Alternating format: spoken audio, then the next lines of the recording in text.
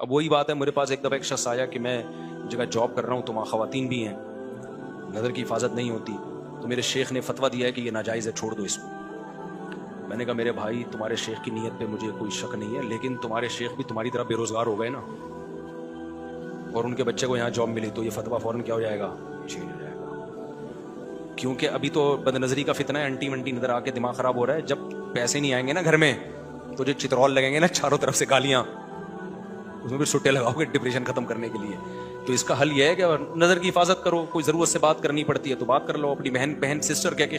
ایک بات یاد رکھو, جن کا بھی لڑکیوں سے واسطہ پڑتا ہے بہن کہنا سیکھ لیں اس کو, 99% مسئلہ یہاں سے حل ہو جاتا ہے. بہن کیا حال ہے, وہ بہن سے ہی شروع کیا کرو, تو دیکھو پھر وہ لائن ہی نہیں مارے گی. بہن بول دیا نا تو آدھا زیادہ مسئلہ یہاں, اور بولتا نہیں ہے, شرارتی آدمی ہے, دل میں چور ہوتا ہے اس کے, وہ زہر کا پیالہ پی لے گا اس کے منہ سے بہن